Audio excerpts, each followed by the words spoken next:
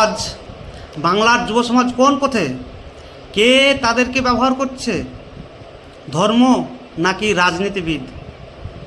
একসময় বলা হতো আজ বাংলা যা ভাবে ভারত তা আগামীকাল ভাবে, কিন্তু আজ অত্যন্ত দুঃখের সাথে আমাদের প্রশ্ন করতে বাধ্য করছে আজ বাংলার যুব সমাজ কী ভাবছে, বা আরও স্পষ্ট করে বললে যুব সমাজকে কোন অন্ধকারের দিকে ঠেলে দেওয়া হচ্ছে। বাংলার ঘরে ঘরে মা বাবার চোখে জল কেন?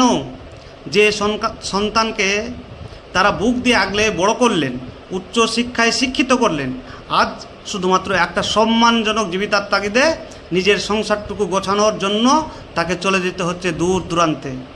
কেরল, চেন্নাই, বেঙ্গালুরু, দিল্লির মতো ভিন রাজ্য, এমনকি মিডল ইস্ট, সৌদি আরব, ওমান, দুবাই, কাতার, কুয়েত।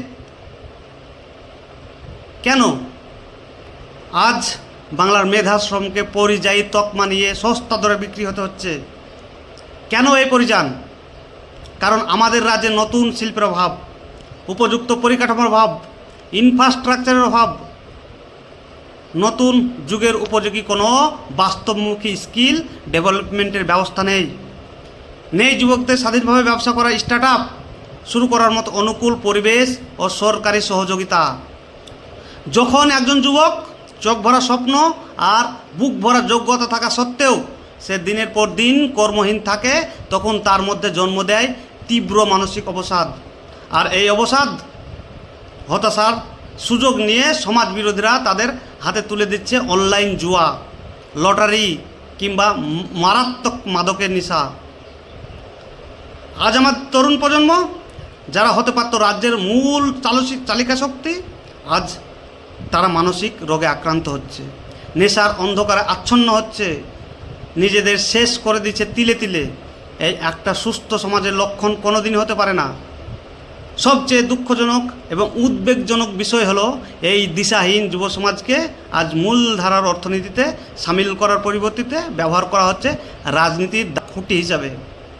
চাকরি বা উন্নত জীবন, ভবিষ্যতের স্বপ্ন দেখানোর বদলে তাদের হাতে রাজনৈতিক পতাকা তুলে দেওয়া হচ্ছে।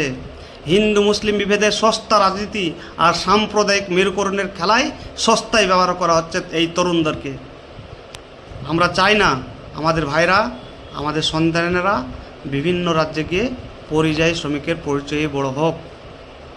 আমরা চাই তারা বাংলায় থেকে বাংলার মাটিতে দাঁড়িয়ে মাথা উঁচু করে বাঁচুক। আসুন দলমত নির্বিশেষে আমরা সবাই মিলে এই বাংলার যুব সমাজকে এই ধ্বংসের হাত থেকে রক্ষা করি।